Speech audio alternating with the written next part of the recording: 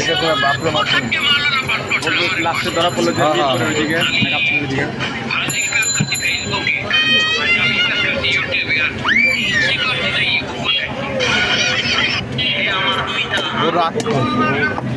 ইলিয়াস হোসেন একটা কথা বলছিল না, ওই রক্ত না দেখলে বাচ্চা ছাড়ে না আসলে কথাবার্তা সংযুক্ত মানে পিছনে পাইলো না গণকবর।